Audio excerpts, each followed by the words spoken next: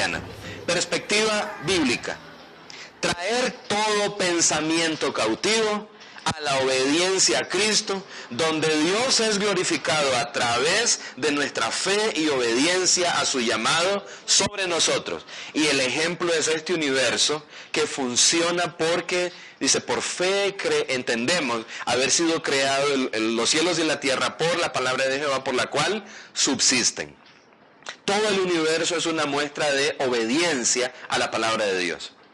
De manera que cuando los muchachos se enfrentan con el universo, con un entrenamiento de un maestro cristiano, con una meta de la educación cristiana, es descubrir obediencia para ser obedientes.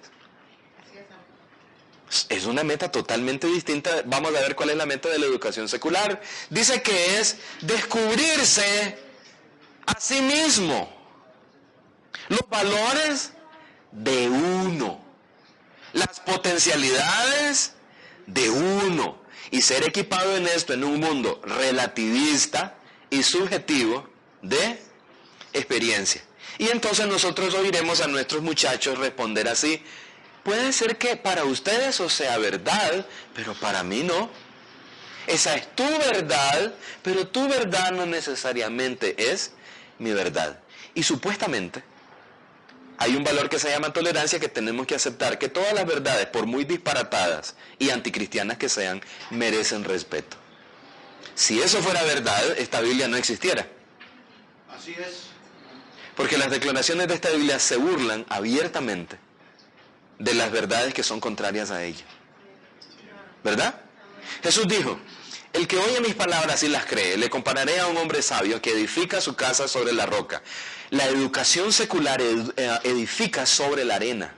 Y ahora que la moralidad se nos está yendo por el caño, nadie ha dicho que es nuestra educación. Y fue esa educación la que nos enseñó a edificar sobre la arena moral. ¿Verdad? Pero la culpa tiene que ser de algún banco. ¿Verdad? La culpa tiene que ser de algún político. La culpa tiene que ser de algún malvado en algún lugar, algún Illuminati, ¿verdad? En algún rincón de la tierra. Pero un momentito, ¿quiénes formaron a todos esos a los que llaman corruptos y ladrones? ¿Quiénes los formaron? Las universidades. Hombres en la vanidad. Hombres en la vanidad de su mente. Lo triste, hermana querida, es que los hombres que han abrazado a Cristo miran ahora con admiración esos mismos títulos y esa misma formación. Y por eso, cuando digo que tenemos un nivel de divorcio, una tasa de divorcio similar en la iglesia a la del mundo, algo nos dice eso. Cuando perdemos el 72% de la juventud en los primeros 2 años que entran a la universidad, algo nos está diciendo eso. Mucho más. Encontraron su autorrealización. Ahora sí se autorrealizaron. Y no me cuenten cuentos que yo también soy pastor.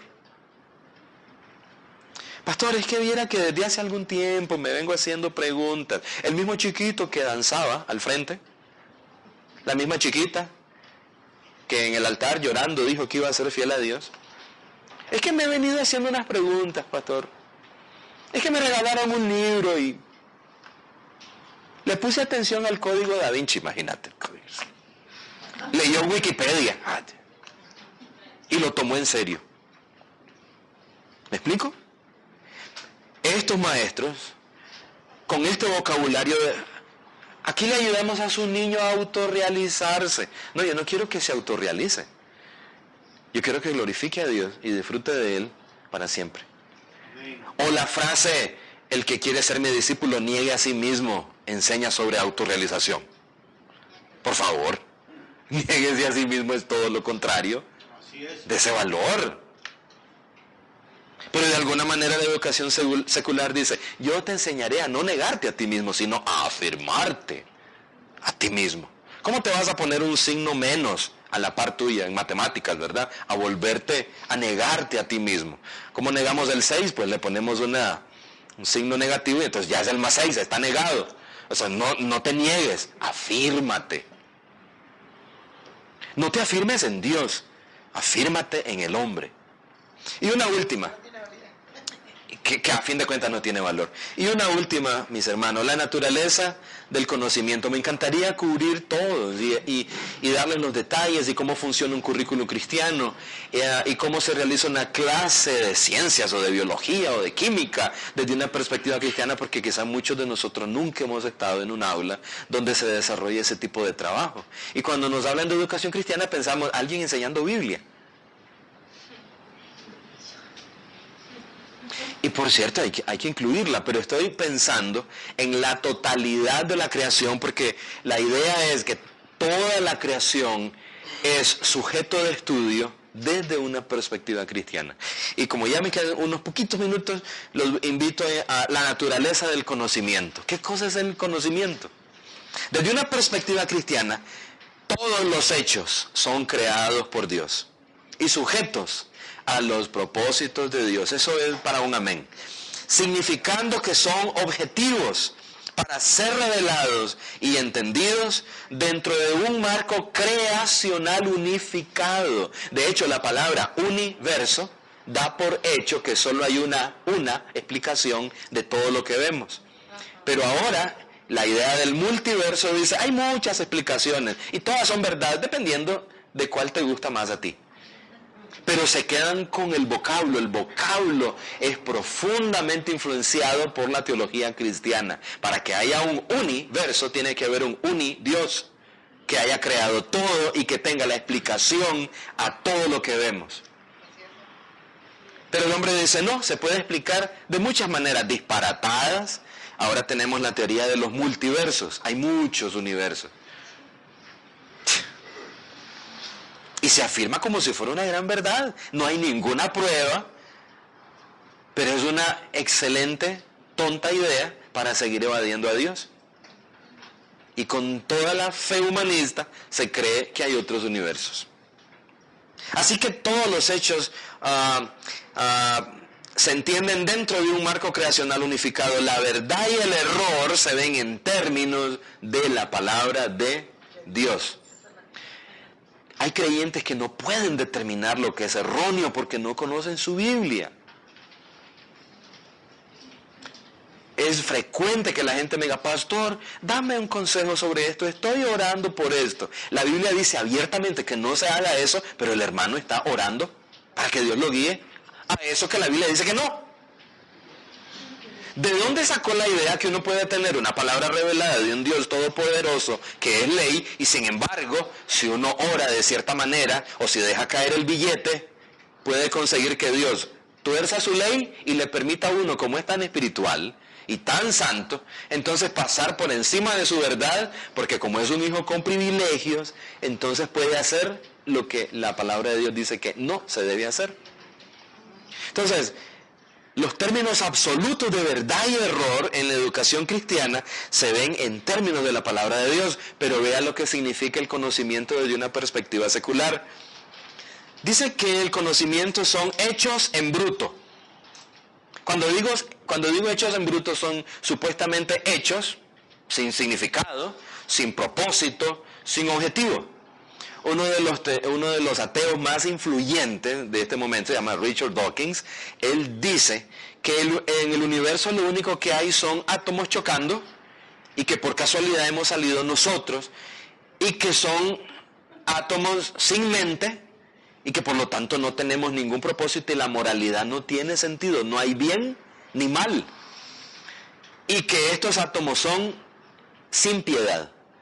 Sin piedad en el sentido de que chocaron, nos creamos y da igual que yo esté aquí hablando de la palabra de Dios o que empiece a ofenderles a sus mamás y sus progenitoras, porque ¿quién dice que eso sería malo?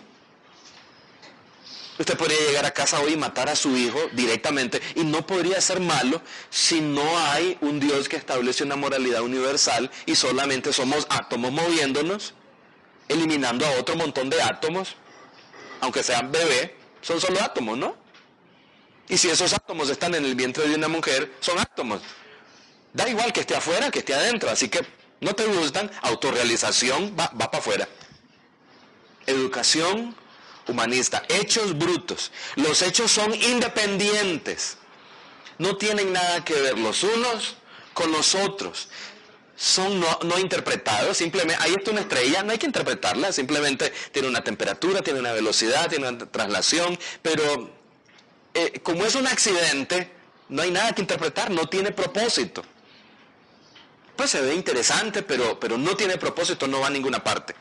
Son abstractos, solo la racionalidad y experiencia del hombre, ahí ve otra vez al nuevo Dios, el hombre constituye la base de la validez, la verdad y el error están sujetos a pruebas pragmáticas. Es decir, lo que hoy es verdad, mañana no lo es. Lo que hoy es error, mañana puede ser verdad. Y la moralidad se establece simplemente por el voto de la mayoría, ¿verdad? La Biblia no dice, no robarás por mayoría de votos, excepto por mayoría de votos, ¿verdad? Dice, no robarás.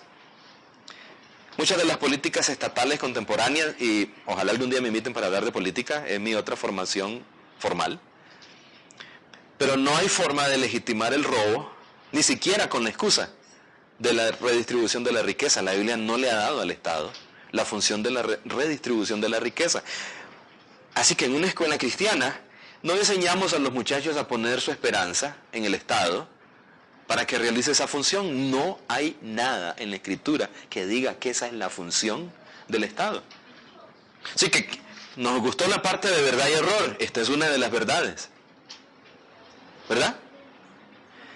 Así que si el hombre es poderoso, mucho más poderoso es cuando, como decía Nietzsche, conforma un Estado y el Estado se vuelve, como decía Friedrich, en Dios caminando sobre la tierra. Así que ahora ustedes ven a los estados humanistas determinando lo que es bueno y lo que es malo, dictándonos a nosotros qué cosa es definición de familia, como si necesitáramos una.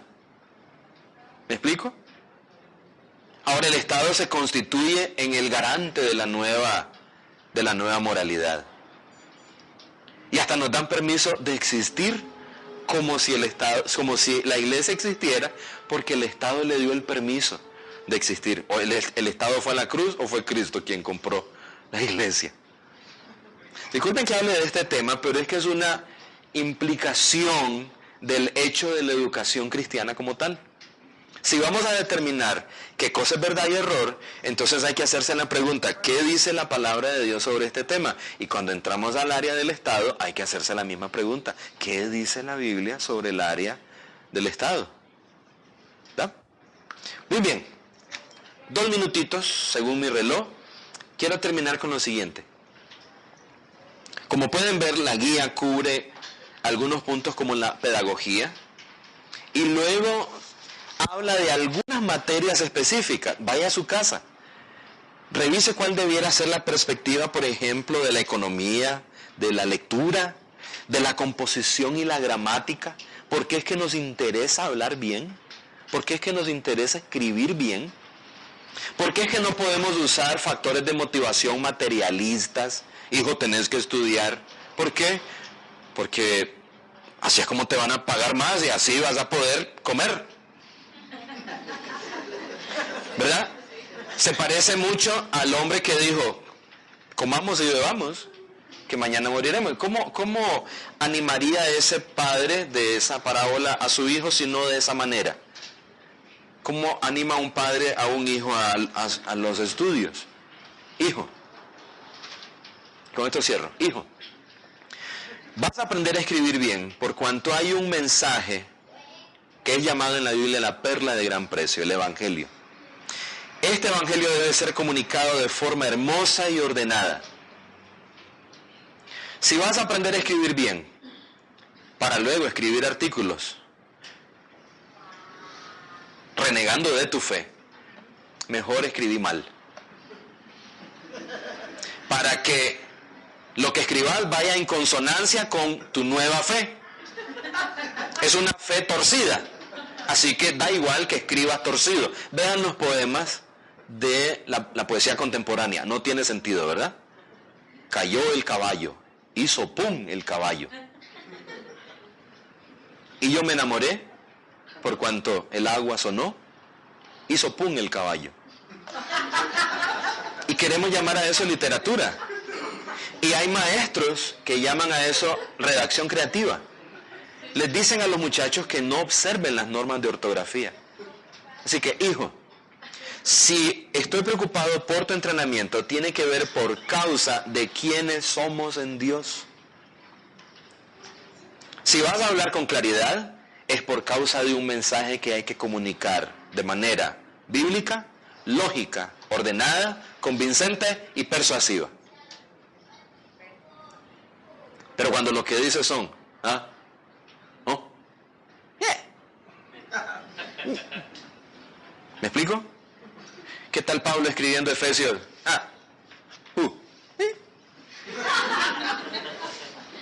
¿Verdad? Tenemos un reto por delante, hermanos.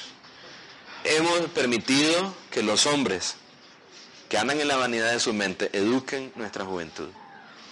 Junto con el desarrollo de nuestras iglesias, debimos haber desarrollado también nuestra escuela cristiana a la par de la iglesia.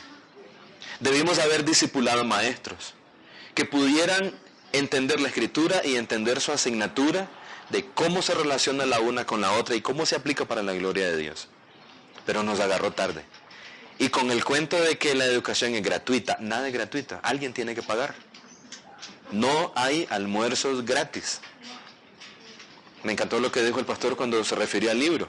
No solamente es valioso por la información, el libro sí vale, pero alguien está pagando que no es usted. Alguien pagó por él. Alguien pagó por él. Pero de alguna forma pensamos que como la educación es gratuita,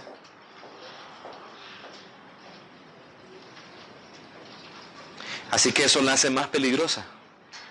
Porque en medio de nuestras carencias económicas, resolvemos nuestra carencia enviando a nuestros hijos donde es gratuito, aunque ahí haya gente en la vanidad de su mente educando.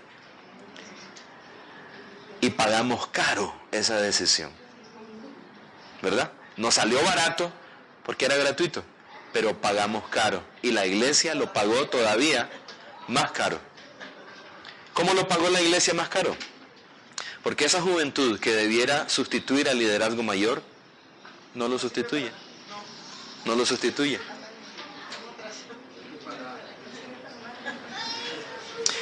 Muy bien, mi idea, ahora que oremos, es, Dios, por favor, haznos entender qué cosa es la educación cristiana, en qué se fundamenta, qué busca.